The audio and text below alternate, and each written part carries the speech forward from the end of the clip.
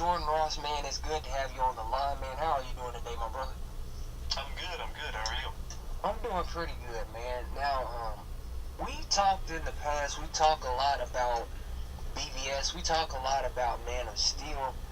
One movie that I feel is very, very much worth mentioning, and one I feel doesn't get enough deserved credit is Watchmen. Um, Starting out, Brother Jordan, how many times have you seen Watchmen, the movie? I've seen it. I've seen it a bunch of times. I know I saw it once when it was in theaters. Mm-hmm. Then when I didn't see it for a long time after that. And then I saw the Ultimate Edition Mm-hmm. a whole bunch. And then I recently got the director's cut, and that's kind of what I've been. Whenever I rewatch it, I usually watch the director's cut now. I'd say well over 20 times at least. Golly, so you got it logged in your memory. Yeah. Okay. Okay. Starting out, Brother Jordan, let me ask you this. With Ozymandias, what is your take on him as a character? Oh gosh, I wish I was more intelligent about like the writing of the comic, because like all the other characters in the book and in the story, they were obviously a reference to, I think they were Charleston comic characters, which is what Alan Moore based them off of. But in the movie, I can speak to that a little. I love the design of his costume and everything, because it's, he's got this rubber suit on with like defined muscle and abs and nipples on it, and it's a very clear reference to the Joel Schumacher Batman movies, which I think is kind of a fun little bit of costume design in there. Okay. I love the kind of twist. I love kind of where his kind of, I'm assuming as people are watching it, they've seen it. I love the idea of the smartest guy alive, this guy who can catch a bullet, this guy who, in the movie anyway, was able to figure out how to plan everything, from making Dr. Manhattan think his friends and people around him have cancer, to just tiny little facial twitches that he has, how he's able to kind of dissect everything and figure out this great master plan to bring the world to peace. I thought it was really interesting. Okay. Now, moving on, Brother George, let me ask you this. What are your thoughts on Dr. Manhattan and Laurie's relationship? Their relationship is something that kind of stuck out to me when I kind of rewatched it. Was it feels very, this isn't a knock against the movie at all, but it feels like kind of when they got together, it kind of felt more or less like Laurie wasn't kind of thinking straight. She was kind of acting out, because she was a young kid when they came together. He was a lot older than her, right? And so for me, their relationship definitely there's definitely problems in that. But I think that's the intention and that's the point, because in the book and in the movie, she ends up with Dan at the very end. Okay. Now, Brother Jordan, this next question is in reference to the character that I feel was probably the most perfect casted person in the movie, character in the movie, and that is Rorschach. Now, oh yeah, we've myself and others had debated about this quite a bit, and he's somebody that in the comics and in the movie, obviously he's pretty brutal as they come, but some of the things he says, some of the ideals he has, they make you, I'm not gonna lie, they make you wonder and they make you think. And my question for you is, what to you is Rorschach's defining moment in Watchmen, the movie? I think, gosh, there's so many great lines he has, it's hard to pin them all down. Right. I think the one that immediately comes to my mind is the flashback to kind of his birth of he's talking with the therapist, counselor person. He's telling a story about looking for the girl, and it's in that moment that's when kind of his faith in humanity was totally just annihilated. Right. And that's where we see the more black and white, his kind of black and white way of looking at the world, where there's good and there's bad, and never compromise, no matter what. I think that's probably the most defining part of Rorschach's character, or at least telling about him. But then you could also point to the end of the movie where he is willing to, he's not willing to sit idly by while the other Watchmen, they kind of let Ozymandias get away with this mass murder. He is not okay with that, and he's willing to go to the press and ruin the world peace because to him that murder is still so horrible, and he gives his life for that. So I think that could also be another kind of great defining moment for that character. Okay. This wasn't initially a question I had, Brother Jordan, but let me ask you this, because I've seen it pop up every now and then. I'd be interested to hear your take on it. Do you see any parallels between Batman v Superman and Watchmen in the movie? I definitely think so, yeah. I think one, just going off that Rorschach question, is I think the character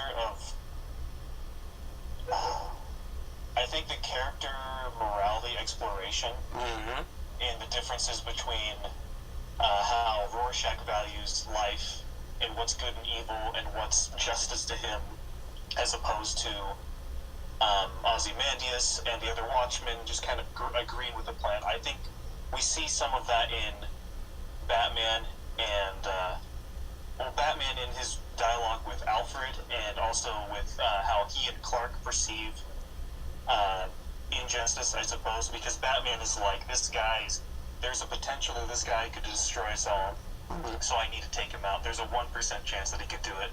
And Clark is like, there are poor, impoverished people over in Gotham, right, who the police aren't doing anything, so it's my job to assist the underprivileged, and I have to use the power of the pen to help those people. I'm trying to think of what else. The deconstruction element, I think that's both. There's an element of deconstruction in both Watchmen and Batman v Superman. We're kind of taking apart why. We're looking at what Superman or Batman, we're looking at who they are, tearing that down and kind of examining that. And we're doing it with those two icons, but in Watchmen, we're kind of more or less, it's kind of a broader deconstruction, because we have various different characters who represent, or who could represent other types of characters. Like Rorschach could be a type of Batman character. Dr. Manhattan could be a type of Superman character. Okay. Ozymandias, he's kind of a little bit of Batman because he's a billionaire. There's a little bit of Lex Luthor in him. Sure. So in Watchmen, they're kind of deconstructing the hero archetypes in superhero comics and movies, whereas in Batman v Superman, it's much more focused on Clark and Bruce and Lex, for that matter. Where do you see it? Do you see any similarities? It's funny that you mentioned Dr. Manhattan and Superman, because I was going to ask you that. That's immediately who I thought of the most when I asked the question. I definitely see some parallels between Dr. Manhattan and Superman, and definitely Rorschach and Batman to a degree. Ozymandias, I mean, let me ask you this: how do you see the parallel between him and Lex? That's an interesting thought. I think it's because mostly because they're both billionaires, or I can't remember what exactly it was. They're both very rich people. Right. They're the heads of this giant corporation and company, and they both they both, throughout the history of comics and movies, Lex Luthor has always schemed. You know, I think in some versions he is like one of the smartest people on the planet, and he uses that to scheme and plan to take down, mostly to take down Superman, which is kind of what Ozymandias does in the movie. But in the movie, Ozymandias, he's not thinking, he doesn't have a personal vendetta against John or Manhattan. He has the interest of humanity at heart, and I think that's where the main difference is. Lex Luthor is mostly ego-based. He spends all his resources and time into taking down Superman when he very well could help save the world if he wanted to. I think there's a line in a comic or a movie, I can't remember when or where, or maybe I'm just imagining it, where Lex says a line like, "We could have saved the world," and Clark says to him, "No, Lex, if you really wanted to, you would have already." And I think that's All-Star Superman. Okay. By Grant Morrison. I think it might be in there. Okay. But I think the intelligence and how they put together plans is very similar. But I think Ozymandias is a little more. He's. I mean, what is evil? That's debatable. But I think he had better intentions than Lex Luthor, who just wants to take Superman down most of the time. Right. Okay. Now, let me ask you this, Brother Jordan. Excuse me. When comedian says it's all a joke, what to you does he mean? What does that mean to you?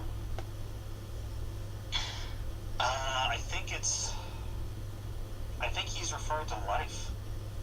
Just the messiness of at least his life, anyway.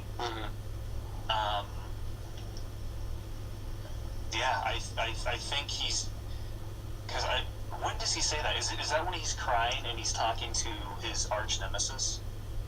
Yeah, I remember he was crying a couple of times and everything, and he said it quite a bit in the movie. I know it's a reoccurring theme in the movie. It's all a joke and everything. Yeah, I think, bringing it back to BVS, which makes sense because it's the same director and everything. Right. The comedian almost functions as like, I think you could see a lot of, at least a connection with Batman, with Bruce and BVS, because the comedian is undeniably like a sociopath, and he takes joy out of hurting people, and he's kind of an example of like a Punisher type character, Right. where it's a dude in a costume who's got legitimate mental problems, but he's a superhero, and I think Bruce in BVS, it's very clear that he is kind of going that way. Now, I don't think he finds glee necessarily in taking out criminals, but he definitely is finding some kind of catharsis, which makes him more reckless. And so I think the line, "It's all a joke," I think that refers to like how life plays out. Or that's what it seems to me. Me just thinking about it without having, me just thinking in the moment right now. I think he's referring to life and how everything's worked out, because I think he got wind of some of the plans, and he's like, this is just a big mess. And we can compare that to the line in BVS where Bruce says, "The world only makes sense if you force it to." And in both of those statements, I think there's it implies that the nature of the world and everything that goes on is kind of crazy and chaotic. That's true. So I think that's my long-winded way of explaining what that line means. What does that mean to you? It's a tough one. It is a tough one. I think there's a scene in the movie where comedians like on top of the little ship that Night Owl basically constructed, and he's seeing all this madness and chaos unfold in front of him, and it's like I think the camera kind of zooms in on him, and you see like the reflection of him seeing that what they're doing, yeah, they're out there, but it's not really making much of a difference. There's some change here and there, but it's not making much of a difference. So similar to what you said, with the parallel to BB BS it and everything get off, the world only makes sense if he forces it to. That's something similar to what brother Jabril Ramsey said. Shout out to him. And I don't know, man. It's crazy. It could be applied to his life, but like you said, but I also think it could be applied to life in general itself. Mm-hmm. But yeah, that's my thought on it. Yeah. And it can also refer to the work of Watchmen, like the comic book and the movie itself, because both of them, they are satires on, like, they're deconstructing the superhero genre in the various forms. So that could be a way of, like, a super meta way of the author saying, hey, this is a satire. That's how we should read this movie or read this comic book. It could also refer to just how the author wanted us to read everything. Damn. All right, let me ask you this, brother Jordan. And this again initially wasn't part of it, but I keep this is something I've not only heard you say numerous times, but I've heard other people say it. And unfortunately, I've seen them say it's a negative thing. Superman shouldn't be this way. All superhero movies need to be fun. They need to be full of quips. They need to be full of humor. They need to be joyful, happy, smiles. When you think about, You're triggering me right now. Hey, you can go in if you need to, brother Jordan. Honestly, this is for you and everybody that I involve in my videos. I want you to speak your piece and speak your mind. When you use the term deconstruction and talk about it when it comes to a movie like Watchmen or BBS, why do you feel that it's necessarily a bad thing to do it that way, or do you feel like people misinterpret the whole notion of it being a deconstruction? If that makes sense. Yeah, that makes sense. I think going back to the fun thing and how super movie heroes should be, just stop it. To everyone who says that, just stop it. Because they don't know what the word fun means.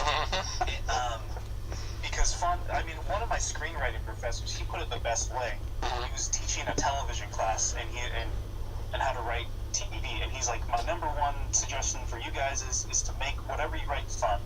And fun can be a lot of different things. Breaking Bad is fun in a different way that Lost was fun. Lost is fun in a different way that The Good Place is fun. There's many different types of fun. Fun doesn't necessarily, that doesn't indicate a tone of anything.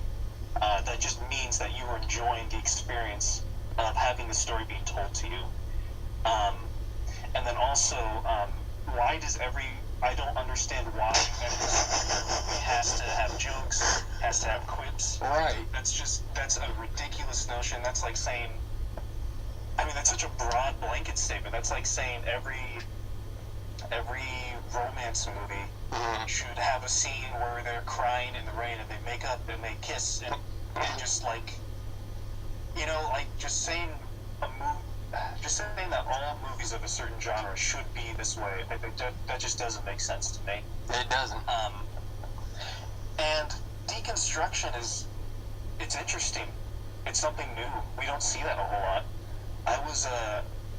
Something that I thought was kind of interesting. I was rewatching the X-Men movies, and I was rewatching Days of Future Past. Shout out to them. Yeah, absolutely. I think that's one of the best comic book movies ever. Such a great, well-made movie. And in that movie, we see Professor X. He is essentially walking because he has this drug. Right. He has long brown hair. Right. And he's essentially a drug addict for this drug that'll give him his legs but takes away his powers. Now, I'm sure 10 years ago, if we went to comic book fans and we were like, hey, so in the future there's going to be a movie where Professor X has hair and he's walking and he's a drug addict, just saying those few things alone, I think people would kind of freak out and be like, wait, that's not Professor X. Similar to how people kind of look at just kind of the surface level of what's going on with Batman and Superman in Snyder's verse. Mm-hmm. And I think it's in all the context of the story that they kind of lack. Because I think if they looked at the context of Professor X and kind of deconstructing his character and his arc in Days of Future Past, it all makes sense. It doesn't matter to us that Professor X has hair, he's walking, and he's almost a drug addict, because it works in the story. And same thing with Watchmen or BVS. I think it's great and really interesting to look at why something is the way it is, why a character is the way he or she is. Right. And that's not exclusive to, what DC does. I think the X-Men movies do it really well. Mm-hmm. Particularly with, like, Logan. I'm not sure if Logan is a deconstruction necessarily, but it's definitely, it's more of a character study. Mm-hmm. And honestly, not to cut you off, I think that's kind of... Go ahead. I think that's kind of what, looking at Man of Steel and BVS kind of veering off Watchmen, it was supposed to be an arc, so naturally he was Superman, and this is something I've said, this is something numerous people have said many times. Superman was going to build and gradually become the Superman that you and I, love, flying around, shooting lasers out of his eyes, ice breath. He was going to grow to that, but, because of impatience and, people saying, oh, that's not my Superman, we got Jawbreaker Titanium face, but that's another video. But continue, brother Jordan. I feel like people just like to feel smart because, like, I don't know, with any other kind of small, like, Marvel, with any B-list character, like, say, Captain America 15 years ago, or Iron Man, or Captain Marvel, Mm-hmm. or Blue Beetle, or, like, any kind of B-list, C-list hero, Mm-hmm. if we make a movie about that character, and it is not accurate to the comics, or accurate to the quote-unquote true iteration of that character, no one is going to care. Exactly. But because Superman is such a huge, iconic character, everyone suddenly wants to sound smart, and they want to find reason, and people are very cynical. People want to find reasons to pick something apart, Mm-hmm. and they want to sound smart, so they want to say, oh, it's not like the Reeves Superman. Right. And I think that's definitely part of it, too. Damn. So I you got fired up in a heartbeat, man. Let me ask you this about Watchmen, brother Jordan. Who to you gave the best performance in the movie? Oh gosh, that's a great question. There's some really good performances here. I mean, I think the immediate person who stands out is Jackie Earle Haley. Yeah. Is Rorschach, because and that's part of just his character. Is I think for the most part, I would say he's the main character, because it's his journal that we're going through. Right. He just knocked it out of the park. But Billy Cudrup as Dr. Manhattan, that's a really subtle and, like, really well-crafted performance as well. And I would imagine it'd be really difficult to still emote when your character is supposed to be somewhat emotionless. Yeah, so I'd say Jackie Earle Haley, Billy Cudrup, I would say they are the stand-ups for me in terms of performance. Okay. For me, instantly, it's Jackie Earle Haley as Rorschach, man. Patrick Wilson was good as well, man. I'm glad to see him continue in Aquaman as Orm. Moving on, brother Jordan, we have two more questions, and then if you have anything to add, I'll let you add in. Which shot in the movie is your favorite? Oh, okay. That's another hard question. Sorry, man. Sorry. No worries. Jeez. I will say that, not to cut you off, I will say that the shots on Mars, they were all, even now, they just hold up to me, they hold up so brilliantly. Yeah, I would totally agree. Like, it all looks amazing. it's so hard to pick a favorite Mhm. because I'm trying to think of what's a shot that was original to the movie that wasn't necessarily in the novel, Mhm. um, and what's a good looking shot. I would say the entirety of the opening credits because a lot of those shots in there play out in one. They can they happen in one take. Mhm. A lot, and those were all original, all really memorable. That's probably one of the greatest opening credit sequences ever. Um, but then another shot that comes to mind is I can't remember for sure. I don't think it's in the original graphic novel, but it might be, but I don't think so. It's the shot after Dr. Manhattan has blown up Rorschach, Mhm. and we see his hat float down from the sky. It's like a god's eye, bird's eye view. And on the ground, in the bloodstains, we see a Rorschach pattern where Rorschach was. I don't think that was in the novel, but it might be. I'm not positive. But that's another great kind of. If that wasn't in the novel, then that was just a great little kind of visual motif, kind of tying it all together with his character. Okay. Now, we talked a little bit about this character earlier, and you gave your thoughts on him, Billy Crudup. How would you explain the character of Dr. Manhattan to a newcomer? Oh gosh, is this to someone who's never heard of Watchmen or has just never seen the movie? Hmm. Let's say someone that's never seen the movie, just to go, someone Okay. that's never seen the movie. Gotcha. I would say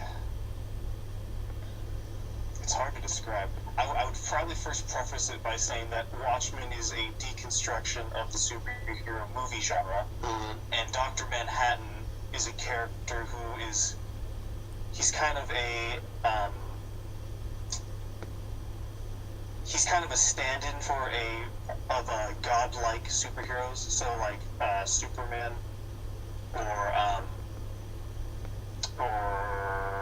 I really should have more superheroes that come to the top of my head aside from Superman, but kind of like very kind of extremely powerful superheroes. He's kind of a comment on those type of heroes. Okay. Now, finally, brother Jordan, did you have anything you wanted to add about the movie Watchmen for those who are listening? Yeah. I was something that I always hear with criticism against Watchmen is the style. Well, I think the two biggest criticisms of the movie is one that it follows the graphic novel too closely, and two is that the style of the film is is a detriment to the film. So Zack Snyder's like the way he shoots fight scenes or the way he just films things is detrimental to the movie, which I would just totally disagree with. I'm turning my mic off so you go all the way in, brother. The fighting in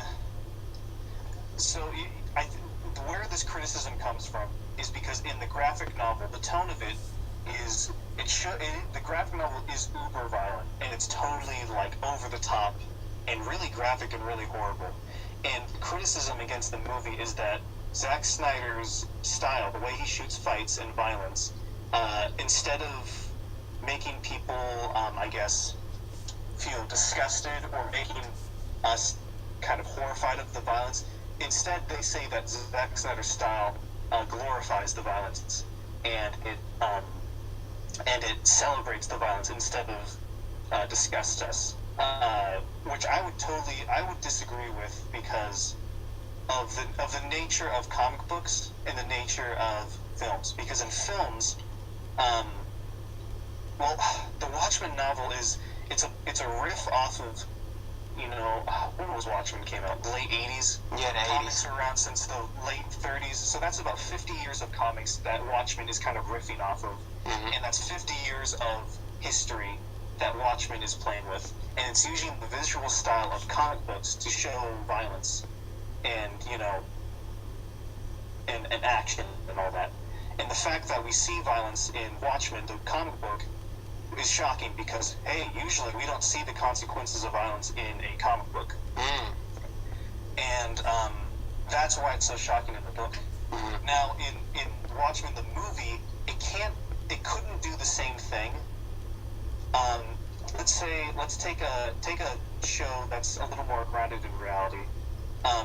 So the Daredevil Netflix TV show, right? Right. Super violent, super dark, super mature, but it's not a very stylized show. And that makes it more grounded in reality.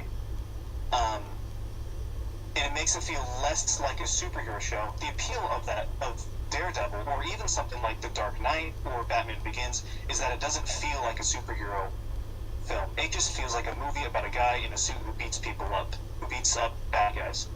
Whereas what Watchmen is trying to do is it's trying to reference and relate to action movies and comic book movies since probably Richard Donner's Superman. So let's see, that's late 70s. Right. I can't do the math. So like 30 years of superhero movies. And the visual grammar and the visual language of superhero movies and action movies is much different than just kind of normal stuff. The action in superhero movies is super stylized and super over the top, and it uses a lot of Zack Snyder's kind of formal techniques like zoom ins, slow motion, close-ups of action. So the style in the Watchmen movie is referencing that, and it makes sense in that context, because if Zack Snyder had just shot stuff kind of like how they did in the Dark Knight movies or in Daredevil, it wouldn't really be a satire on the superhero genre at all. It wouldn't be referencing any superhero movies. Instead, it would just be another movie about people in suits. Right. So the super stylized visuals and everything is intentional, and it's supposed to look like that. And just because it shows something, we see something in slow motion, and we see the violence, and it shows the consequences of that violence, that doesn't mean it glorifies it. I don't, gosh, I've grown to become really frustrated with film critics and like kind of film snobs, because when someone like Stanley Kubrick does this with Clockwork Orange, in Clockwork Orange there's really horrible and graphic things that are going on, and the film is shot super stylized, and everybody knows when they watch Clockwork Orange that Stanley Kubrick is not glorifying violence. He's showing violence in a stylized way to make us horrified and disgusted. That's exactly what Zack Snyder's doing in Watchmen. But for some reason, because it's Zack Snyder and not Stanley Kubrick, right, film snobs can't grasp the concept of, someone doing the same thing, or someone like Snyder doing kind of an intelligent, intellectual thing with Watchmen. Right. So, we're supposed to be disgusted by the violence in Watchmen. We're supposed to be like, oh, it's cool, they're fighting. Oh, this is awesome, it's in slow motion. Wait a minute, a bone just broke out of that dude's hand. That's disgusting. Like, and it's making us question ourselves, like, why are we glorifying violence when it's actually pretty horrible in real life? So, I think I would say that to address the criticism of the fighting in the movie, which I think in the style and the tone, which is some of the biggest criticism I've heard against the movie, and that's what I would say to that. Okay. Sorry for just laying it on you. No, man, you're good. You're good. This is what needs to happen. Give me, man, brother Jordan, you killed it, man. Now let me ask you this, and we're gonna close after this. There's been this group of individuals, and I don't call names. I follow a code. I don't really call names too often. That's another video as well. There's been a group online that has pointed to the fact that DC has said they're going with solo films. They're going in a different direction. Going back to what Toby Emmerich said a little whiles back about director-driven films, even though they need to go ahead and release the Snyder Cut and stop playing with us. But that's also another video. What would you say to those individuals who just want to give up and say, okay, fuck it, there's no Snyder cut. I don't believe in it anymore. No Snyder cut. No. What would you say to those individuals at this point? So I think we brought this up last time we talked about the Toby Emmerich statements. Again, we're all I think we're mostly incredibly frustrated by that because in the beginning, after, around the Chris Nolan / Zack Snyder Man of Steel era, Warner Brothers was incredibly director driven. But then they foolishly started trying to copy the Marvel model and made things less director driven, which blew up in their face. And now we see them trying to course correct, and now they're going back to director driven. So the whole idea that they self-sabotaged is incredibly frustrating, only for them to end up essentially in the same place where they were, in 2013, 2014. So that's frustrating. But knowing that they kind of have learned from their mistakes and they're going to keep things director driven, I think that's a good thing for people who want the Snyder cut. I think that means that they listen to the fans a little bit more. They're going to listen to their directors and let them have more free reign to do what they want to do and make things unique. It also means, I think they've said they care a lot less about continuity. So if any movie comes out in the future that contradicts the Snyder cut, it doesn't matter so much, because if they don't care about continuity, they can just release it and there will be no consequences of that, since it's not a big connected universe as before. I think I wrote this somewhere, I can't remember where, but Richard Donner's Superman 2 took 30 plus years to come out. Blade Runner has 7 cuts of the movie. The most recent one came out, I think, in 2007, 2009, something around there. There have been, I think, and with both of those movies, I would imagine that it must have been incredibly difficult for those movies to get director's cuts, and it took a very long time. And I think if those movies were able to get director's cuts, then I'm pretty positive that we'll see Justice League at some point. Whether that's 30 years or 2 years, I don't know. But if Superman 2 got its director's cut, then I'm pretty sure that we can, because I think a lot more work would have gone into creating Superman 2.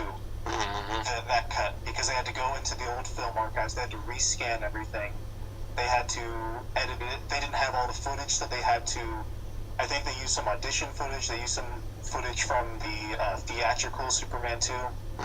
I mean, whenever you're redoing a movie, it's an incredible amount of work, but assuming that his first cut or second cut or an early cut of the movie exists, that's still a lot more than I think what those other movies had. So I think people just need to just be patient and be persistent in letting the studio know that that's what we want.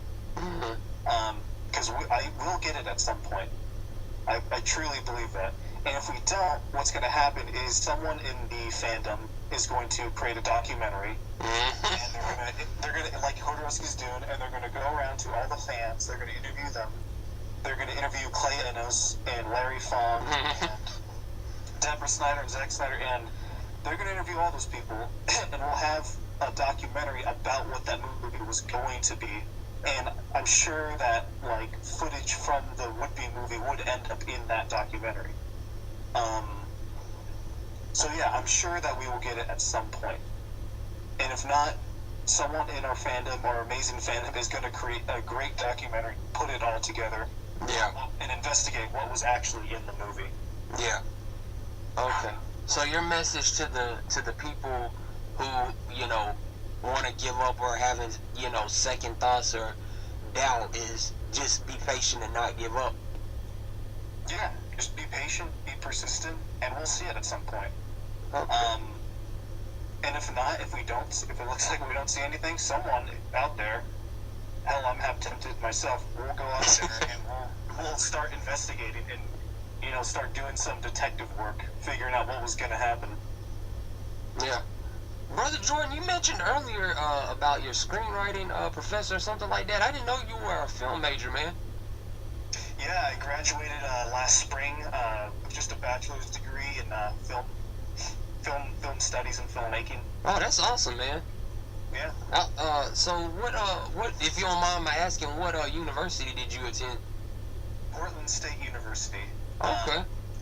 Which is Portland has a really good film scene for indie film, and the program when I was in it was pretty awesome because it was constantly adapting, and it kind of felt like we could do whatever we want in terms of projects, which was really that was a lot of fun just to kind of be able to do whatever we wanted for filmmaking.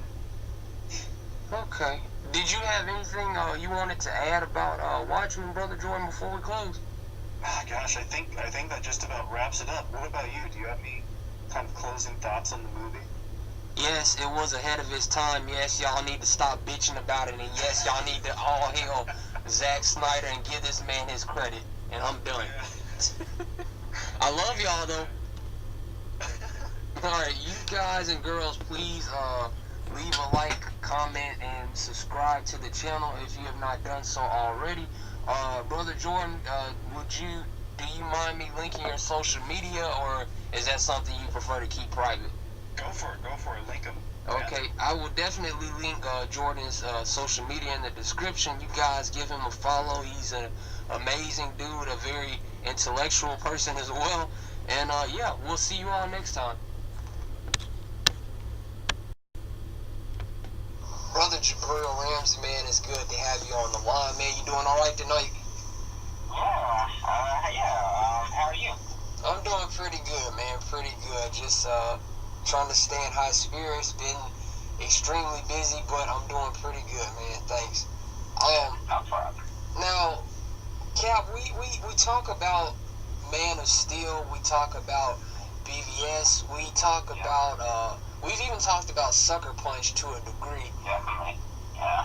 One film I feel that we and I mean as a whole don't discuss enough, and that isn't given enough credit, especially when it comes to talking about the top tier comic book films, is Watchmen. And I think it's one of those films that definitely is up in the top tier comic book films, especially given some of the films that come out now, but that's another video. And my first question for you, Cap, is why do you feel a character like Rorschach or the comedian is crucial to a story like Watchmen? Well, I feel those characters, whether it be Rorschach or comedian, are integral to the storyline in the world because through their POV, through their dialogue, and actions, and like they see the world around them as just as comedic content, as just a very sick joke. Yeah. Like there's no change. There's no positive change. Or they won't be done.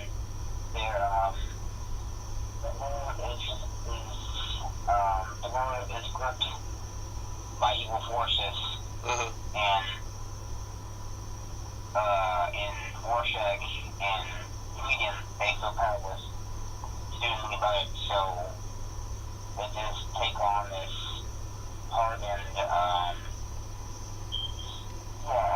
this hardened, pessimistic, negative, but very, very realistic outlook or view on the world and its people and the characters.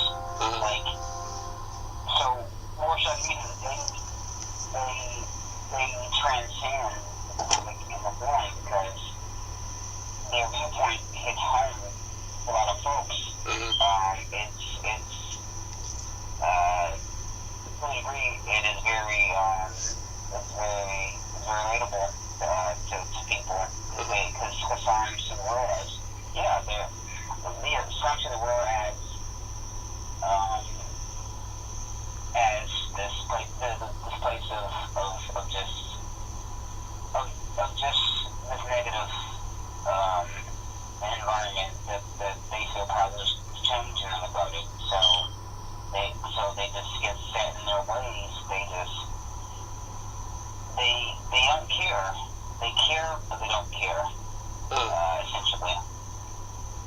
Okay. So, yeah, so in this whole meta conceptualized centerpiece, they almost realistic comic characters out there, some would argue, because of their viewpoint, because of their outlook on the world, and that's why, and that's why they're so integral to the story, because you need that different argument, you need that the different viewpoint, whereas a character like Night Owl, he sees the world, he knows, he knows the negative forces, but he still has found the hope. He still believes in heroics. He wants to be positive, or he tries to maintain that positive vibe, the positive outlook. But Rorschach or Comedian, they test his faith, his hope. Right. So I believe that's why they're good archetypes to things like hope and heroes. That's my stance on that. Yeah, I definitely agree. I look at you touched a lot of it. Rorschach and the Comedian, they're almost eerily similar, and you pretty much basically touched on that with the way they view the world. They don't believe that they can change the world, so they just go along with it, dealing out blows, but they just go along with it. And like you said, like the Comedian said, it's just one big disgusting joke. You know what I'm saying? Yeah. And then you have a character like you said, Night Owl, and I almost feel like, and we're gonna talk about Night Owl a little bit later on, I almost feel like Night Owl could eventually become like Comedian or Rorschach, and he has a moment in the movie where he kind of just lets loose. If you remember the movie, he kind of has a moment in the movie where he just lets loose, and it's just proof to what the world around what's going on in the world around him. Cap, let me ask you this, man. 10 years later, it's been 10 long years. Yeah. What stands out to you most about the film? What stands out to me would be, okay, I gotta say, that badass fight scene in the jail. Oh my god. That gets me pumped. Rorschach. To see Night Owl, to see Six Spectre beating ass in the jail, and the whole choreography, the whole one take and then hands around, and that fight sequence stands out to me the most because it's so bad. It really is. It's very cool. So that's what stands out to me the most, I would say. Okay. Let me ask you this, Cap. What is the one thing from Watchmen that you took away from the movie? I would say, with Watchmen, I would say, heroism, heroics, it's a very complicated, situation. And you want to be a hero, you want to believe that you are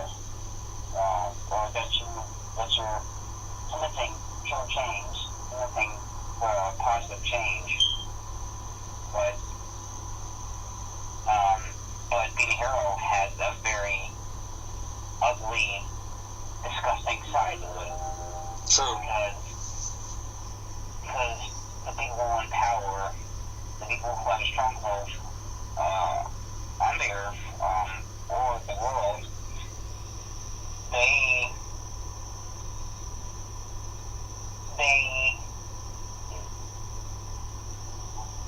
view humanity as just things, objects. That can be controlled. Yeah, exactly. That can be controlled. That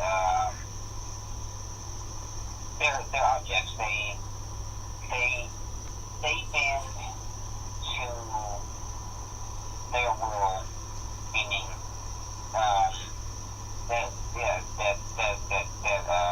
the humankind just bends to whoever in charge, whoever has the higher authority. That they like so the ones on top have become so distant, so cold that humanity is just basically humanity is just a very big very big annoyance to them. They're annoying. They're here. So what people like the Watchmen group, some are trying to change that. Are trying to, put the man, the human, try to put mankind first. But it's a very difficult and very disturbing game.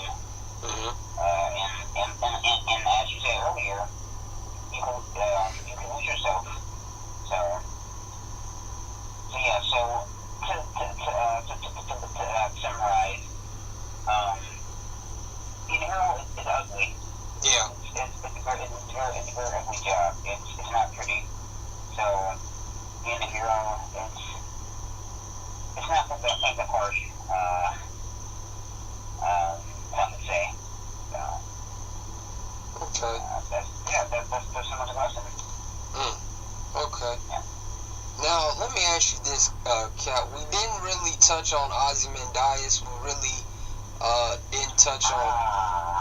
We really didn't. Sorry. We really didn't touch on a lot of other things. But let me ask you this. And this, we kind of talked about this in the last video you and I did, which was awesome, by the way. Is Dr. Manhattan the most fascinating character in the movie to you?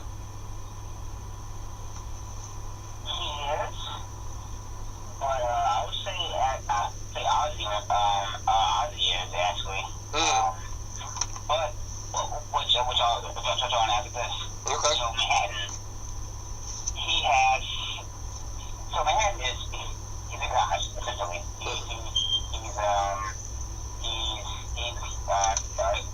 a god, but not nearly God to God. So,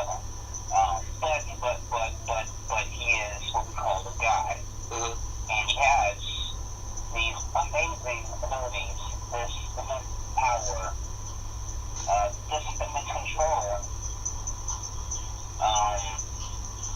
of these fantastical gifts. But with gifts like Manhattan, actually in the film, he can be controlled, he can be manipulated. His will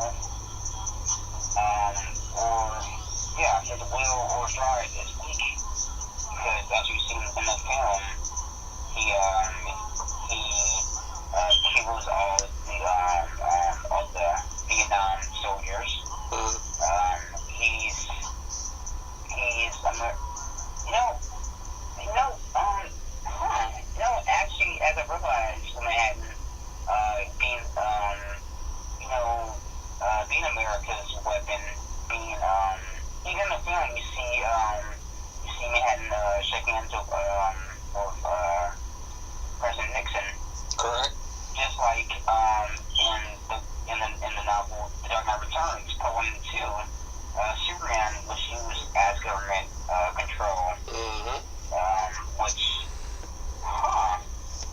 that's a parallel. That's exactly what I was gonna say.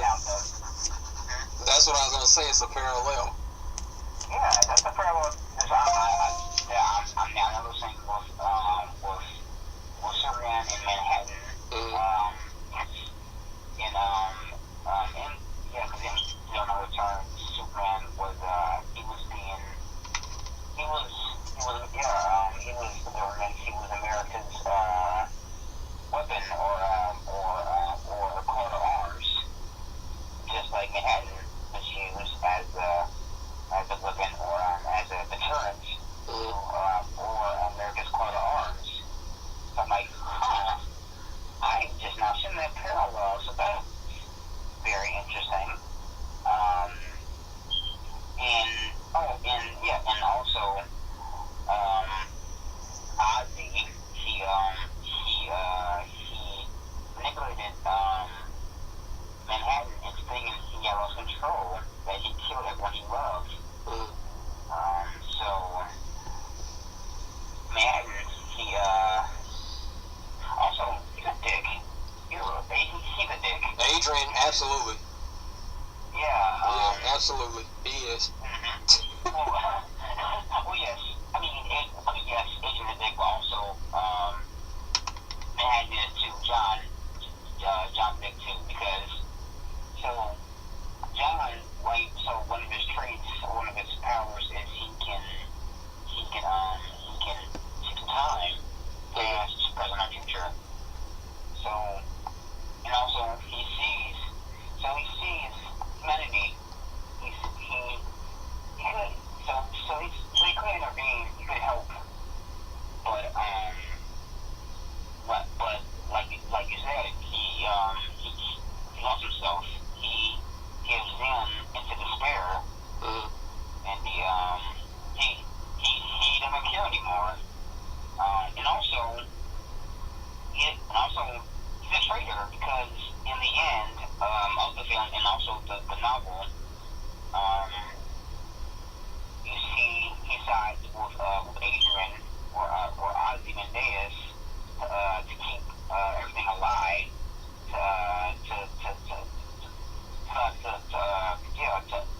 talk to people about the whole nuclear explosion. So basically, Manhattan can be compromised, and as the Rorschach says, never compromised, not even, Armageddon. Right. Exactly. Never compromised, which is exactly what Manhattan did. And then he fucking explodes Rorschach, Mike. So Manhattan is he's not a good guy. He's not he's not a character of good. He could be, but he shouldn't have to be. Yeah. Damn. Okay. Let me ask you this, Cap. Yeah. Why do you feel Watchmen as a movie holds up so well 10 years later? Because of its themes. It's themes. It's fight sequences, cinematography, and just the whole. The story is it's a very, very unique perspective. It's a fresh paradigm on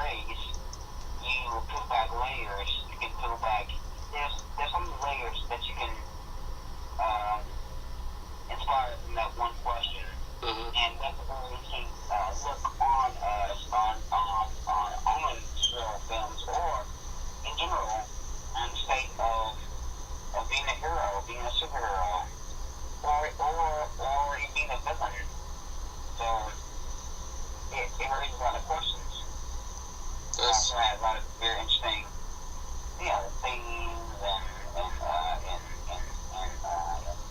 parallels, new characters. Like Ozymandias, which he's a very interesting character, because Ozymandias, the world, or he thinks the world is a puppet. Right. Is in his hand. Right. You see, like I said, he views humanity as a nuisance or as an annoyance to him. Something that can be controlled, manipulated.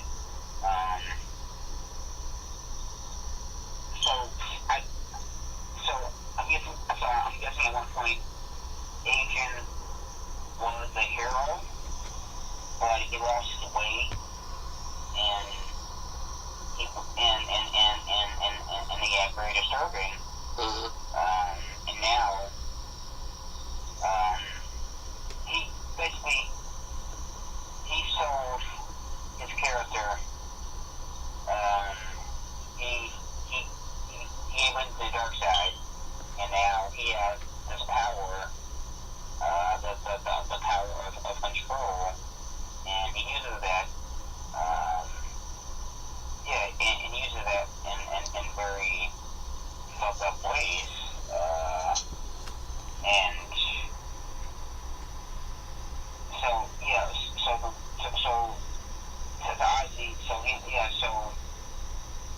Ozzy, the world is, it actually exists in the book.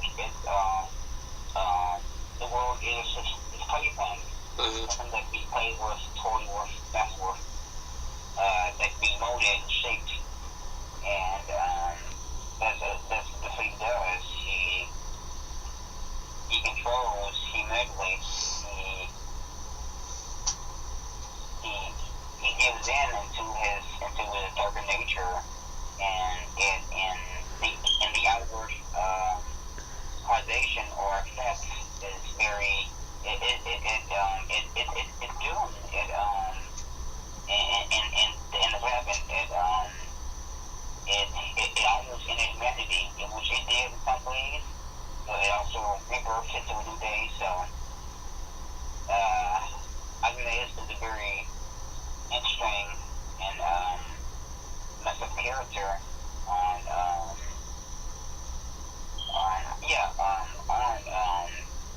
giving in to your darker side, or the question would be, what would you do if you had this level of control of power? Would you ultimately implement it on the people? He's a very layered character. This whole universe is layered. Sorry to go off on a tangent there, but yeah. No, you good, man. I know you wanted to talk about Ozymandias and Adrian. I agree. Adrian is a very one of those very interesting characters. They all are, but he's definitely one. And like you said, like it's the world to him is just something he can control and steer in how he sees fit. Also, go ahead. Sorry. No, go ahead. Also, with Mike, so in the film and also in the novel, Mm-hmm.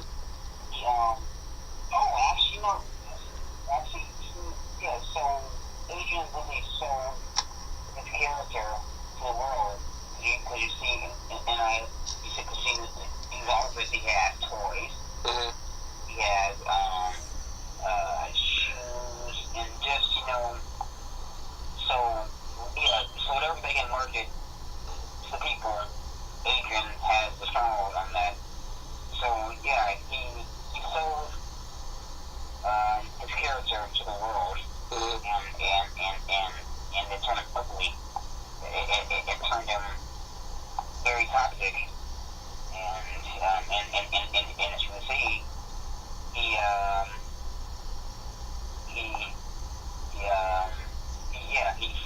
ultimately had this ring a bell, the end of Watchmen. The reason? I'm not sure. He never explains what he says.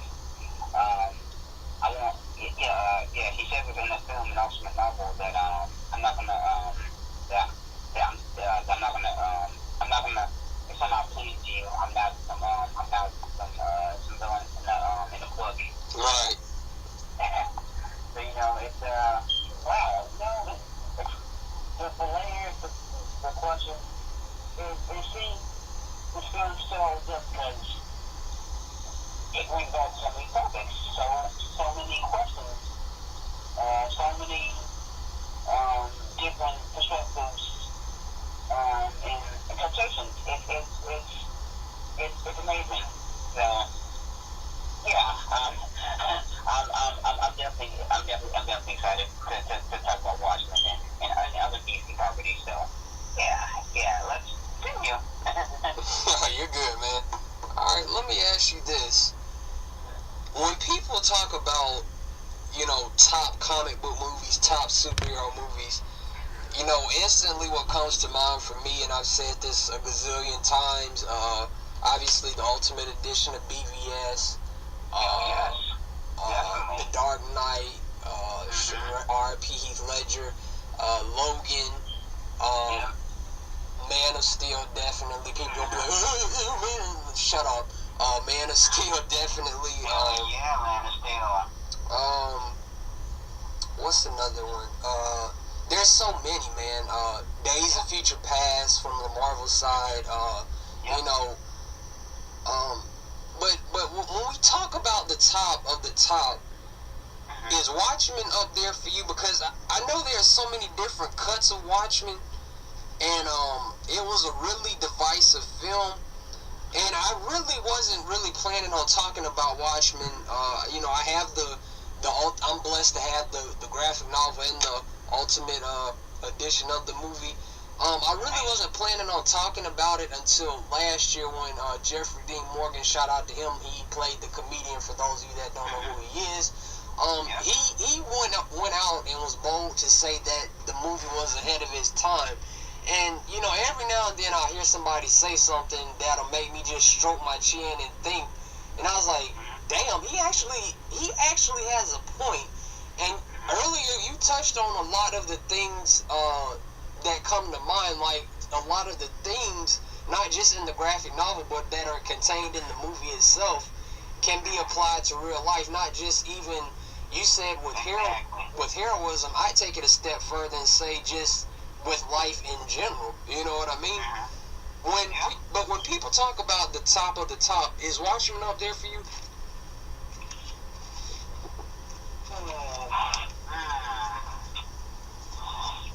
I have to go with Dawn of Justice, Ultimate Edition. Always Dawn of Justice. It's hard, man. It's hard. It's so hard. Watching on its own is amazing. It's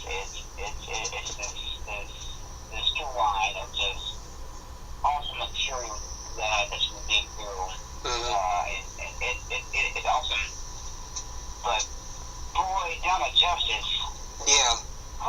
Yeah. That is nerdgasm. Yeah. It's just wow. Dawn of Justice. What a film. Just so fresh, so clean.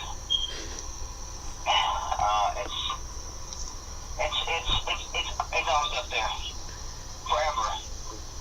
My number one is Dawn of Justice. Sorry, Watchmen, but it's down for me, baby. Dawn of Justice all the way. After you said so fresh, so clean, I thought you were about to start freestyling. I was about to beatbox for you, man. All right, Cap, man, I have one more question for you, and you touched on Ozymandias, our very conflicted brother Adrian Veidt. We talked about Rorschach and the comedian.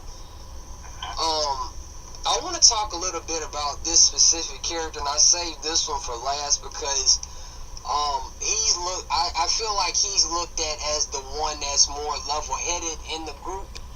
And that character is Night Owl. Now, my final question for you in regards to Watchmen, Brother Cap, and then we're gonna, do other things, with a different video. What would you say is Night Owl's biggest flaw, if any? His biggest flaw is, I guess, believing too much. Believing in the team. It's a flaw, but it's also a bonus. It's a great trait to have. But his downfall is believing in the team. Because his trust within the team, whether it be Adrian or Manhattan, and I think even Silk Spectre to a degree, when they all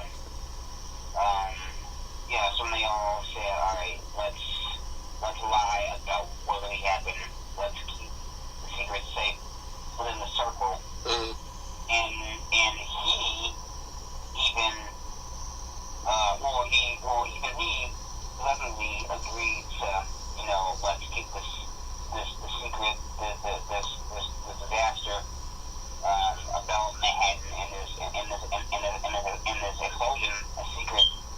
Let's all allow what happened. Let's because if the truth would get out, it would change the world.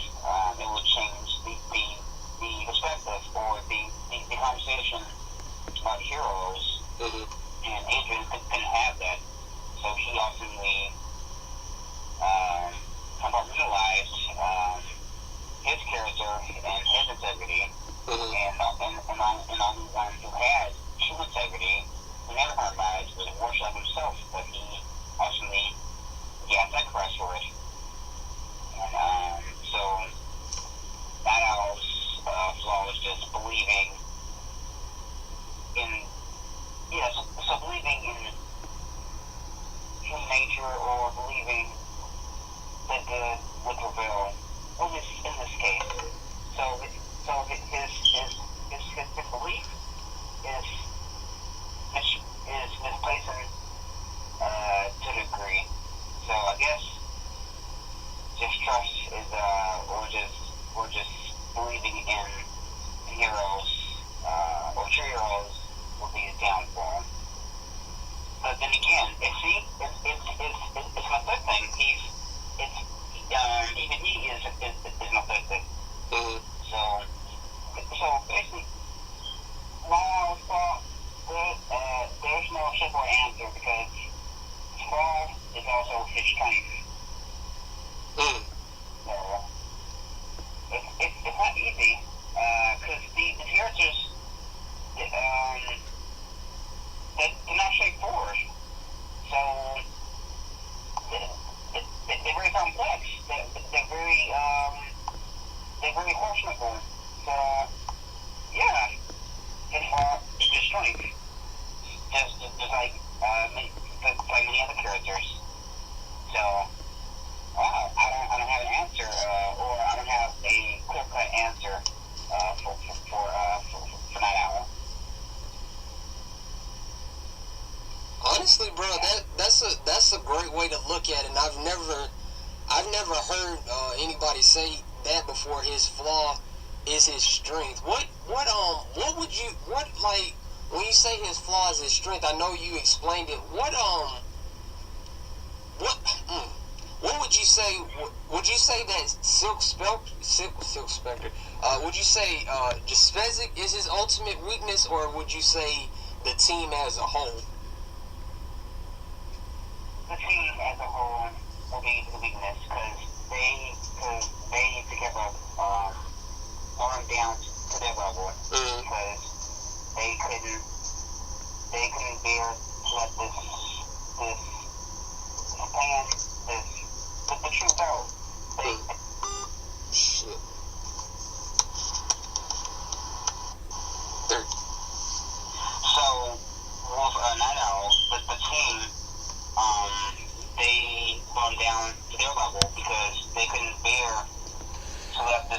was the plan. No, they had to have the truth, and he was reluctant into agreeing with them because he knew what all so he knew what the right thing was, but he decided against it because he wanted to go along with the plan. So the team the team made him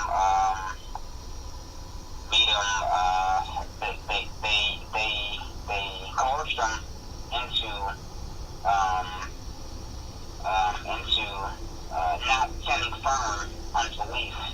So distrusting the team was his downfall as a character, as a character. So that's my thing on it. Okay. Cap, you killed this shit, bro. Absolutely. Now, Watchmen came out roughly 10 years ago, and I recently watched it last month, and me personally, I still think it holds up really well to this day. Starting out, Brother Rizzy, I want to ask you, what do you feel is Night Owl's main strength as a character? Night Owl's main strength? Mm-hmm. I'd say he's compassionate. I'd say that's his main strength. I think that, all the Watchmen characters have their flaws. Mm-hmm. And that's, a part of the point of the book.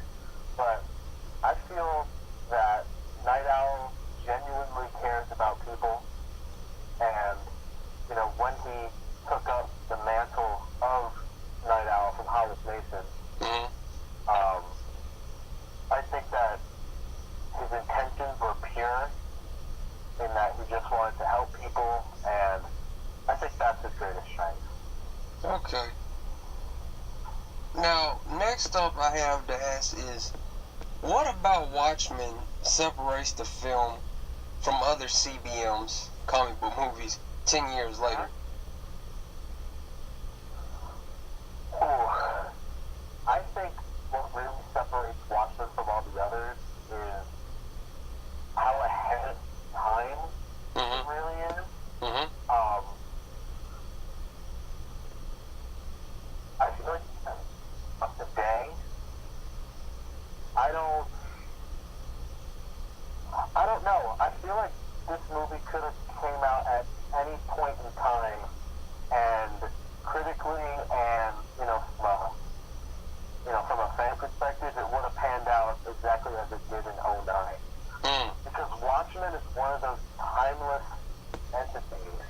I know it's placed in '85 in an alternate universe, but a lot of the themes and the symbolism and all of that can be relevant through the ages. Using 1985 as a backdrop. Mm-hmm.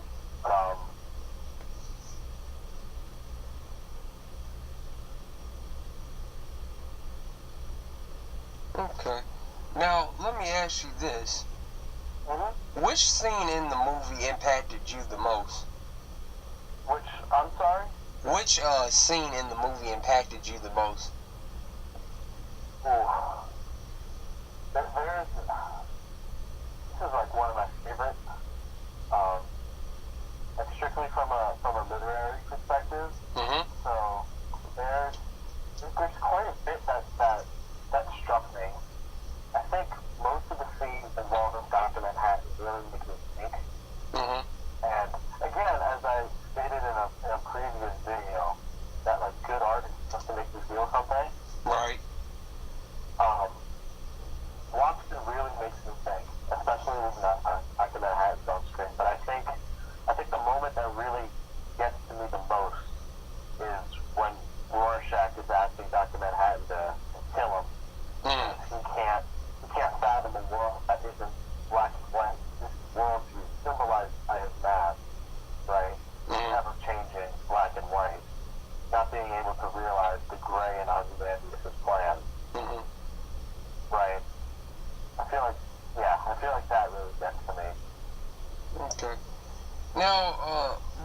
Reza, you're a very insightful individual. No, I'm not trying to ride your coattail or anything like that, but I commend people as I see it, and you're a very insightful individual.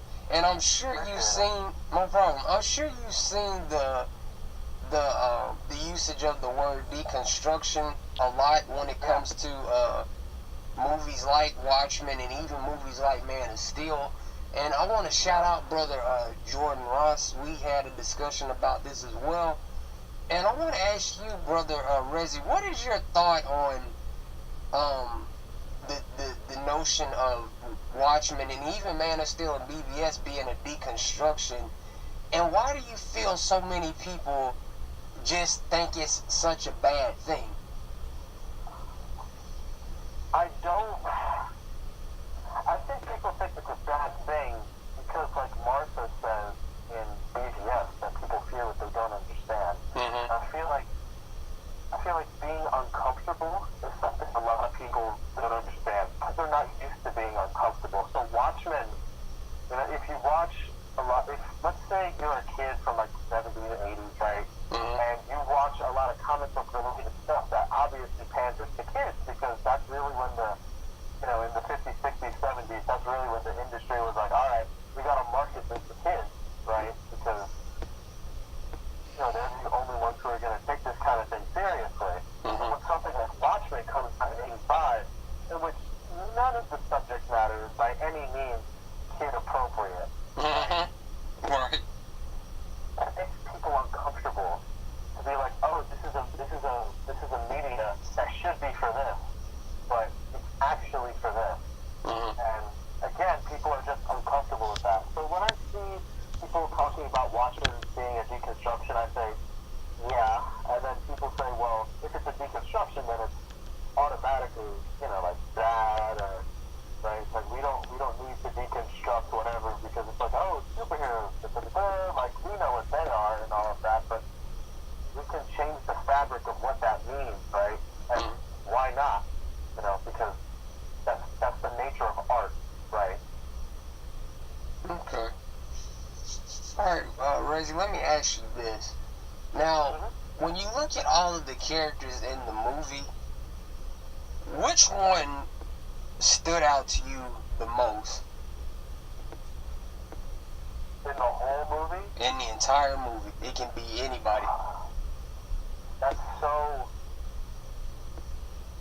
tough because I know.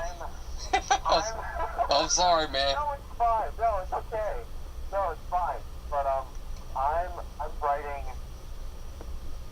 I'm attempting to write an analysis of the graphic novel, as well as the movie, as well as the before Watchmen omnibus, and when Doomsday Clock comes out in full graphic novel form, one for that as well. Right? Just a compilation of my thoughts. It's like footnotes and that, and hopefully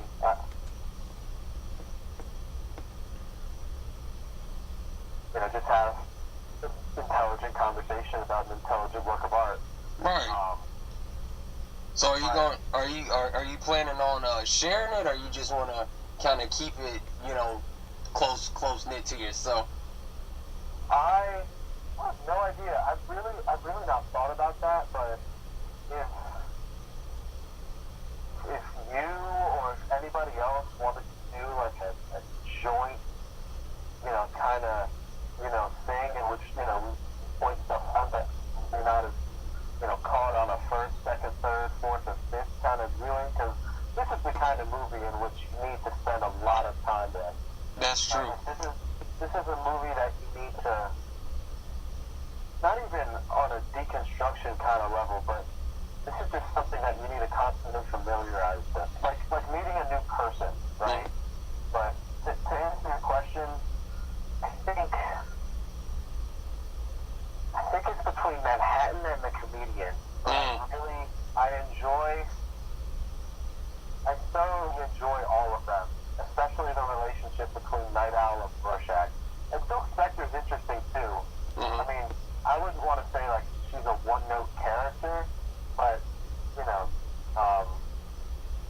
she's on her mom about like being a hoe, but like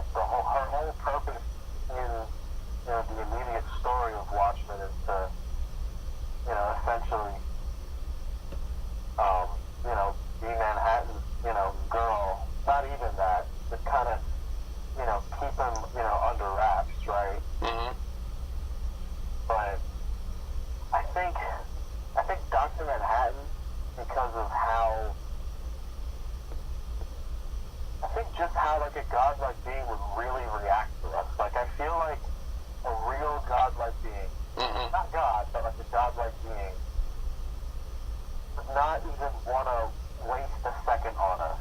Like, we see all the bullshit that we do and or that we can't do, right? Like coexistence and looking out for each other and all of that, right? For some reason, we can't do those things, and for someone who has all the answers, who knows everything, I think that would be infuriating. I feel like, why bother, right? So, that, and I think comedians, because of the same thing to a point, of just realizing, like, I shouldn't put much thought or care into too much because, the way I see it, it's all a joke. We're all gonna die. And Watchmen is a horrifically cynical book, right?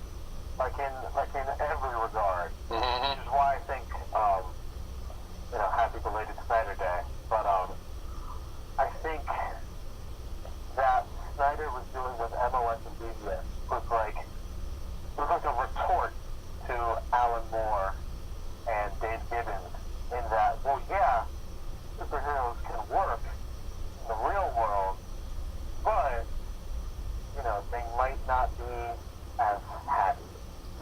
Might not be as...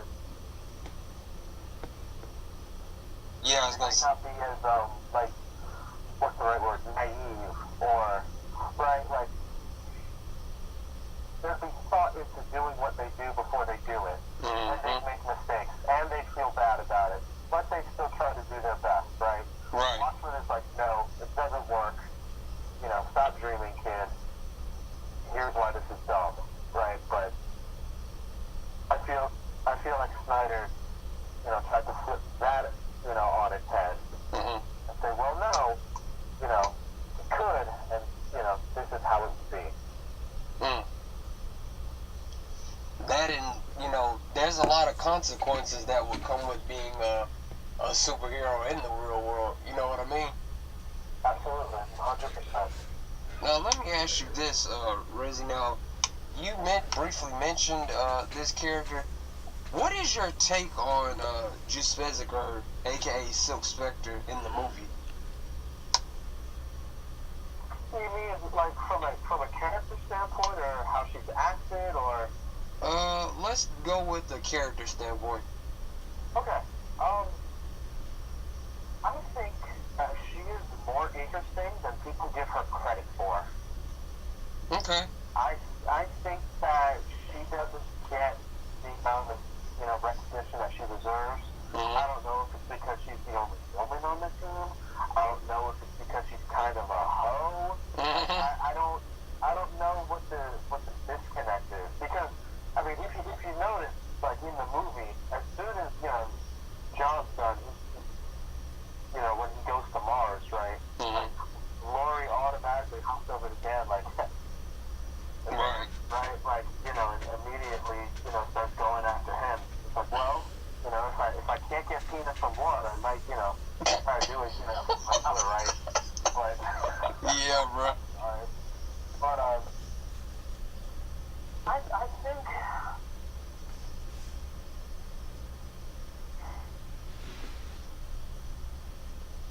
I don't know. I feel like she's more interesting than people give her credit for. Okay. She's horrendously underrated. Okay. Now, you also talked about this a bit earlier, but I want you to kind of give the audience, the people listening, a little bit more reasoning as to why you feel that way. When you talk about Watchmen, you said it was ahead of his time. I agree. Jeffrey Dean Morgan, aka the comedian, agrees. I even think the source material itself, even though it came out in the 80s, it still resonates really well today. What's your thought? Absolutely relevant. Yeah, what's your thought on all of this about it being ahead of its time, the movie in particular? I think that, again, with the whole making people uncomfortable thing,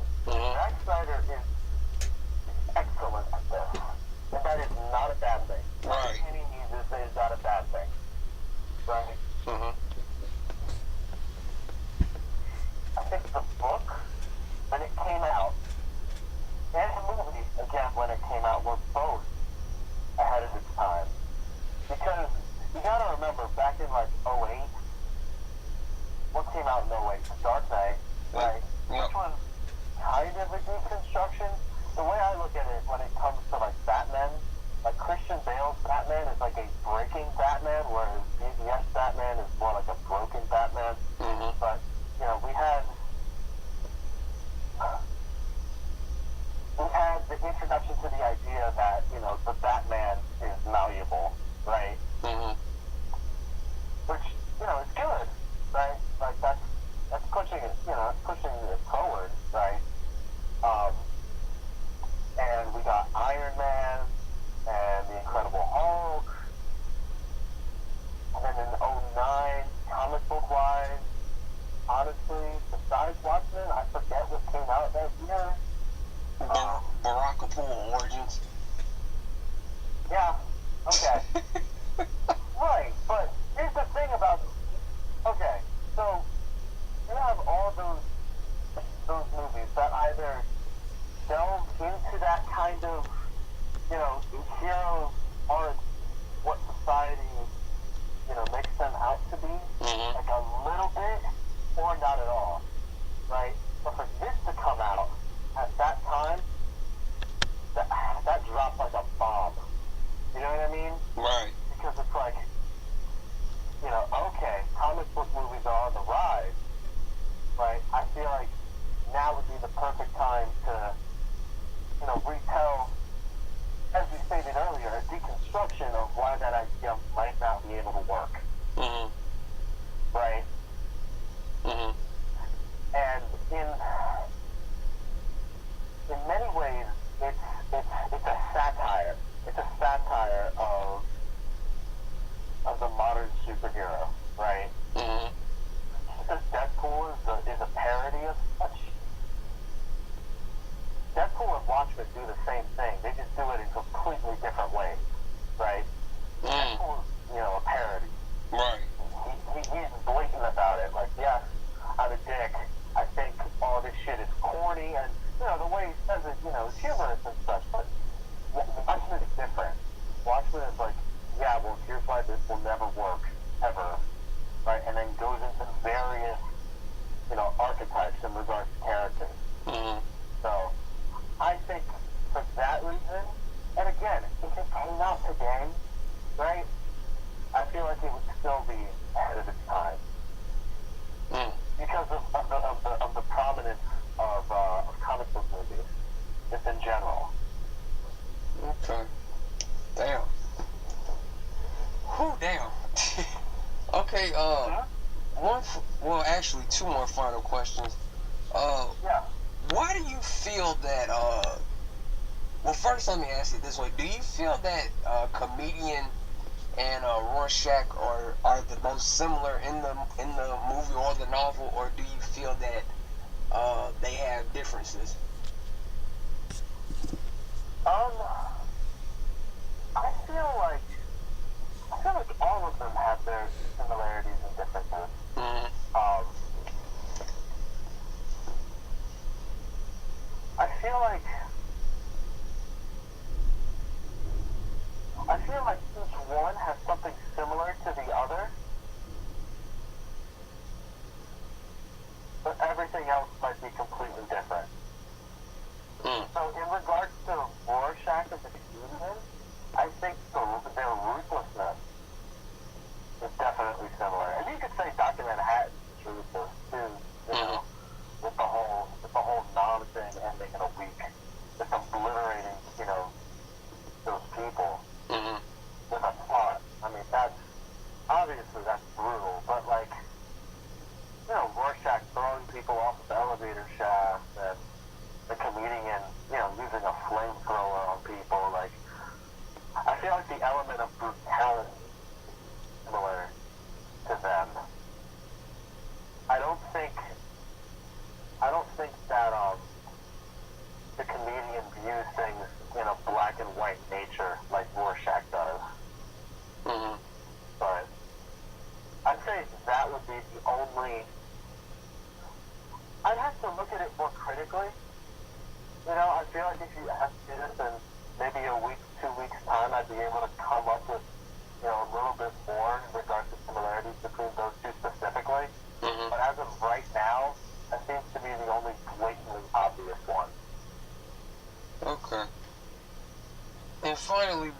Rezzy, let's say you're with another person, they're new to Watchmen, they haven't read the graphic novel, they have never seen the movie. How would you go about, among all the questions they have about characters like Dr. Manhattan, characters like comedian, why Rorschach is the way he is, or the big plot twist, or some of the themes that are deeply contained in the story? How would you go about interpreting or explaining Tales from the Black Freighter to that individual? Well, okay. So when I first watched it initially, and all the Black Freighter stuff was going on, I was like, what the hell am I reading? Like, I thought I was reading like hero deconstruction and such. Like, what's all this pirate shit that's happening, right? Like, it didn't make sense to me. But eventually it clicked.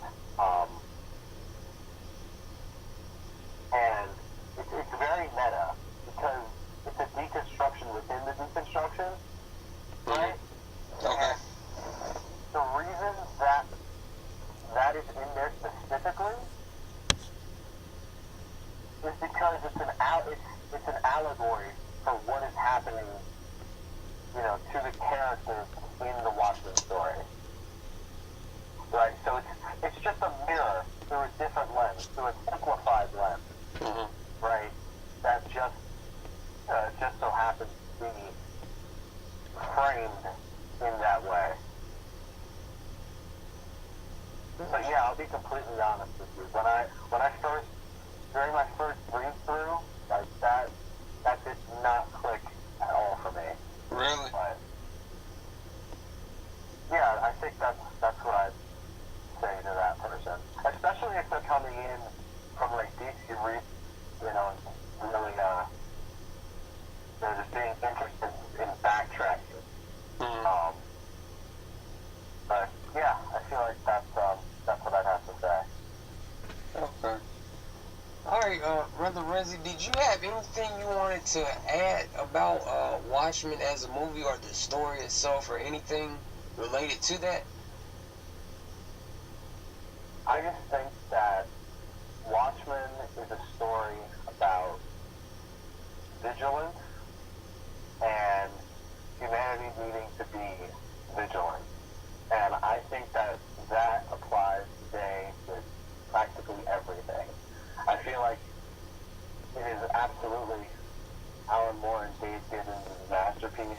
Right? I mean, Alan Moore has definitely written others, such as, Run on Swamp Thing, Incredible, right? Just being able to really take that character and, who's somewhat, pure. I feel like he'd be like a C or D, grade level hero in terms of prominence. Right? And V for Vendetta, of course, and all of that. But I think people need to read it, watch it, understand it, study it, right? And I feel like they might really learn something either about society, politics, philosophy, or themselves. Okay. And again, Brother Rezzy, I know we do this, we did this in the last video. What would you say, what would you say to the Snyder Cut fandom, or the fans of Zack Snyder in general, at this point? If you were on stage with a microphone, 10,000 people in the crowd, you're trying not to shit your pants, in the words of Negan, what would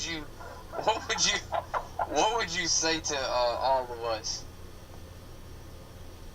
I think that just we need to keep the consistency,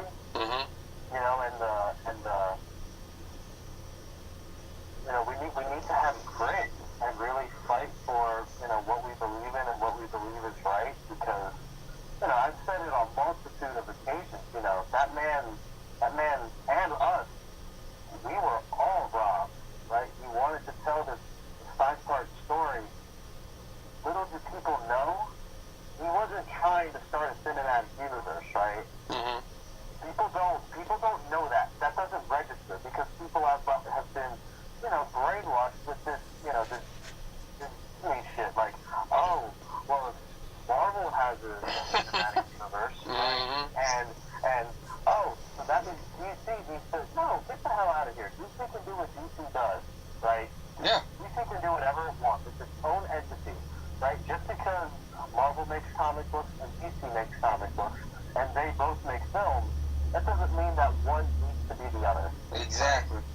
That is absolutely ludicrous to me. I have no idea how that would get into anyone's head like that, right? Right. But no, I think that, and other movies could be made within the universe, right?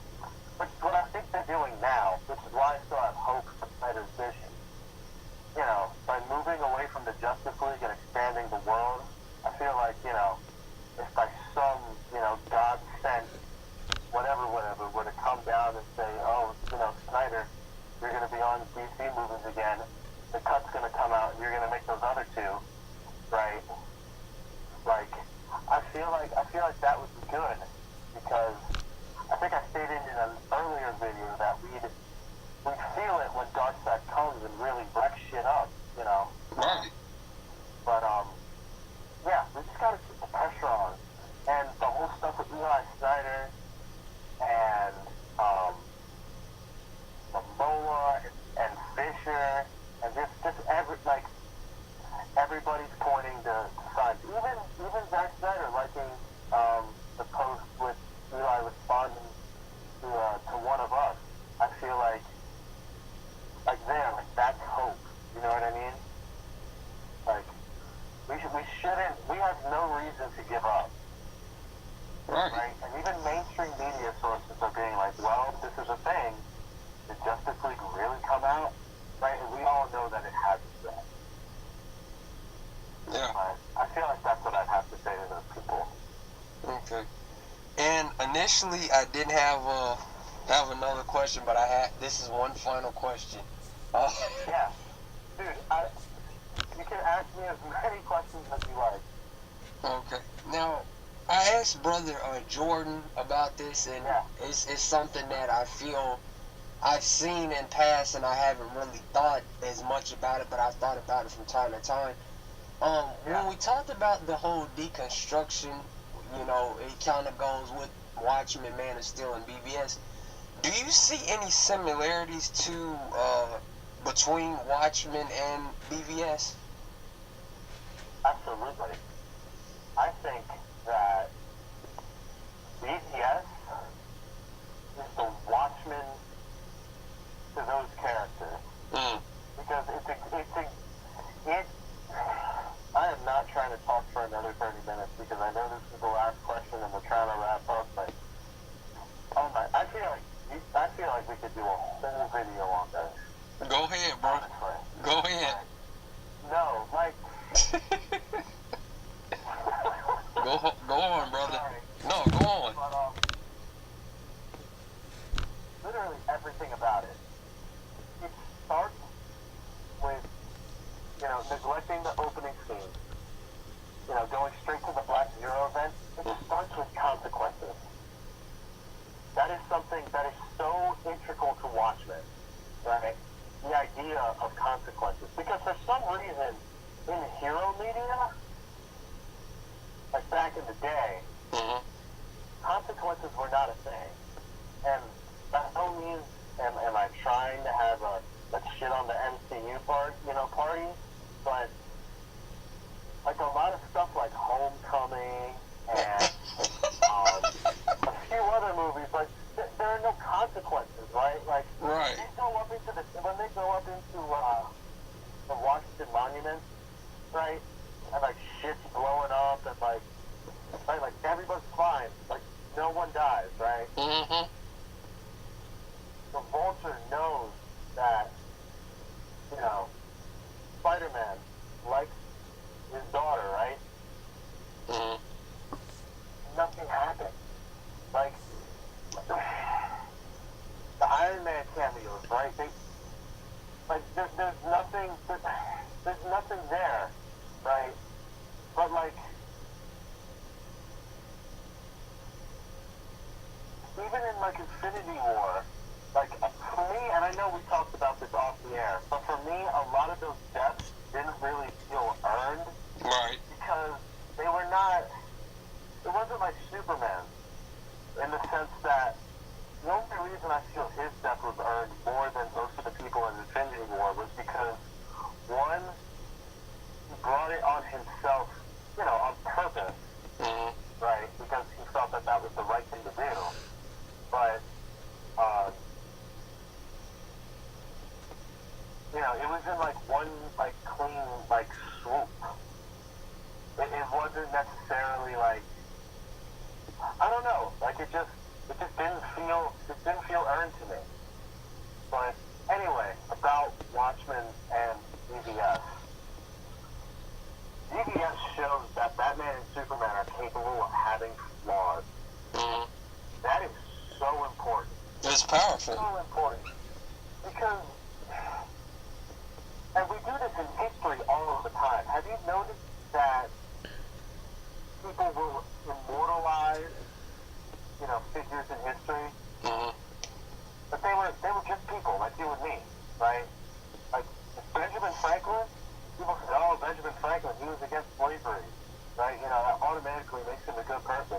He was fucking hoes in Paris while his wife was dying. Mm-hmm. What the fuck kind of shit is that? Like, that's the poop fuckery in every regard. Oh my God. Like, that's horrendously immoral. Right? Like, your wife is supposed to be your partner, like, through and through. You're out here fucking hoes while she's dying. You know what I'm saying? Get the fuck out of here, right? Right. But again, we immortalize those people because, they're centuries and we know nothing about them. All of that. Which is exactly what's happened to Batman. It's horrible. They never do anything wrong. Anything remotely wrong. DVS takes that, right, and dunks that right in the fucking garbage. Mm-hmm. Right? Mm-hmm. With the whole Lois thing, with the African warlord, I can't believe I'm about to agree with a warlord, but he says that ignorance is not the same as innocence. And that could not be more true. Just because you don't know some shit doesn't mean that you shouldn't. Yeah. Right? Right. And he also said that men with power obey neither policy nor principle. Like, bro, that is so true if you think about it. Absolutely. 100%. Damn, Rezzy, you you got any more to add, brother? I mean, yeah, but I'm not trying to be here all night. Like,